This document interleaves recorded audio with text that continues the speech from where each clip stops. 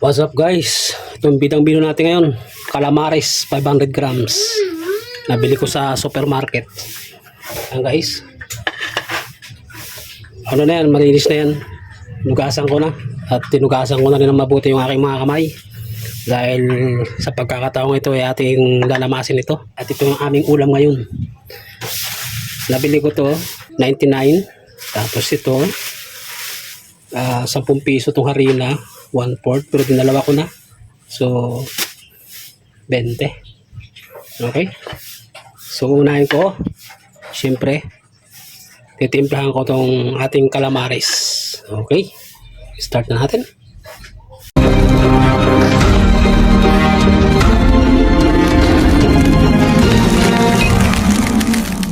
Yan.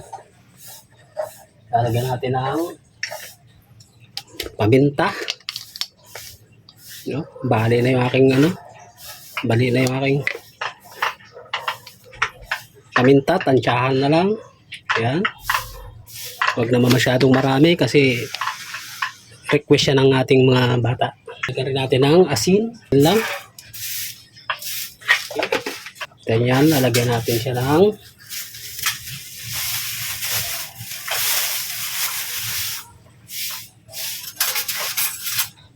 lagyan ko yan ng harina. Kunti lang. Ganyan. Okay. Tapos yan, lalagyan ko yan. At aming ulam naman to. May natira tayong crispy fry. Kukunti na lang to. So, isama ko na rin to. At least ito na yung pinaka-seasoning natin. Kukunti lang naman, kukunti lang naman to. Ayan, sama ko na yun dyan. Yan na yung pinaka-seasoning natin. Nagugas na ako ng kamay. So, kailangan natuyo na. So, hugas ulit tayo. Bago natin lamasin.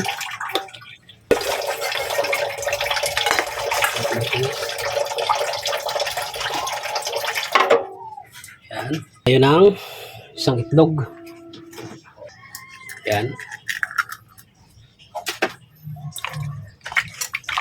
Talaga guys, malinis yung ating kamay, no? Mas maganda kasing maghalo ng kamay talaga ang gagamitin. Okay, tabi muna natin yan. Ito naman ang ating pepper. Parang okay na siguro itong 1/4. So, lalagyan natin ng parang 1/4 lang rin sa kutsara. Lalagyan natin ng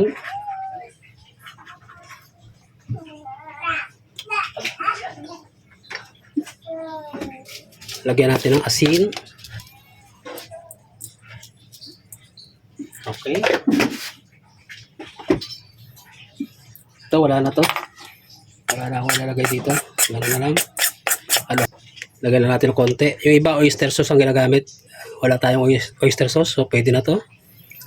Total, tayo naman ang kakain. Pero mas gusto ko ang lasa na to kasi sa oyster sauce. Yan. Lagyan natin. Pwede na yan.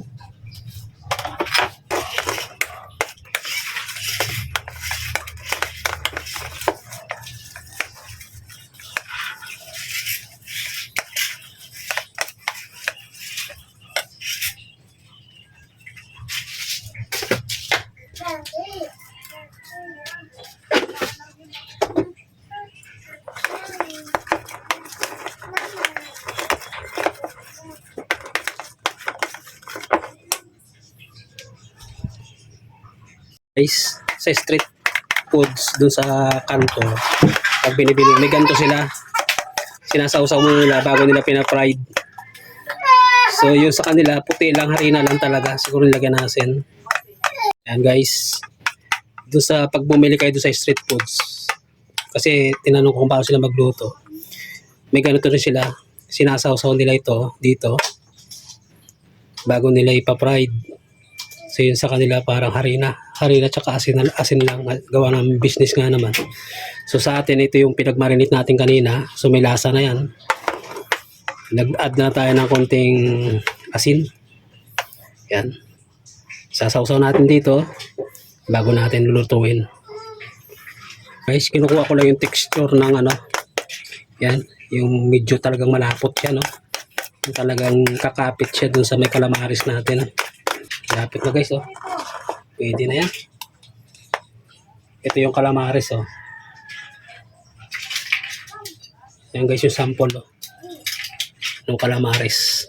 Okay, pwede na yan. Yan na guys, kulo na yung ating mantika. Ayan na siya guys, oh. So, stick natin. Yan. Kapag lumutang yan, ito na yan. Yan. Tsaka yung ano, yung apoy mahina lang guys. Ito nakalimutan ko sabi sa inyo guys. Yung apoy natin medyo mahina lang siya, no? Huwag natin kayang laksan. Yung iba sinasabi nila golden brown na, no? Pagka luto na daw pagka golden brown na. Isa pang tip tong guys, pag medyo mahina na rin talaga yung talamsik ng mantika niya. Kasi pangit din naman yan sobrahan, makunat.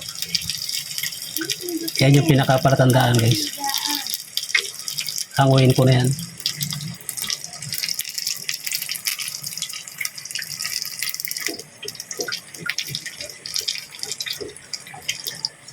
Ganda guys. Oh. Ganda ng pagka ano niya.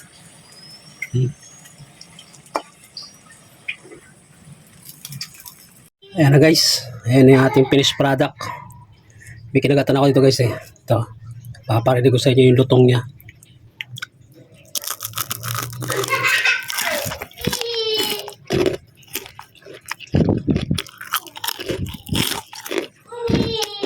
Napakalutong guys. Tapos yung loob niya lambot. Yan. Yan guys, gagawa ako ng sausawan. Ang pinakatutong sausawan na talaga nito, suka lang. Suka tsaka sibuyas. Yan talaga. Sausawan walang arte-arte. Pero sa totoong buhay yan talagang pinakamasarap na sausawan sa calamares. Okay guys. Ayan guys, nakagaya tayo ng sibuyas. Talagang totoong partner niyan. Calamares. Suka lang. Suka, sibuyas. Suka, sibuyas, tin. Ito ang pinaka magandang partner ng calamares. Hindi lang basta-basta. Kasi ang calamares, pag mahina ang tiyan mo, delikado ka. Kaya magandang partner na to suka. Hindi ka man matunawan, maluluto sa suka. Kasi kinikilaw nga yan eh. So, sa mga sausawan na ano na lang yun, arte na lang yung mga ganong klaseng sausawan. Yan guys. Tapos may kunting sugar. Yan. Para patok din sa mga bata. Yan. Okay na yung ating ulam ngayon. Ulam natin dito sa syudad. Bisawsawan, suka. Kain po tayo. Maraming salamat po sa pakikinood sa ating video. God bless po sa ating lahat. Bye-bye.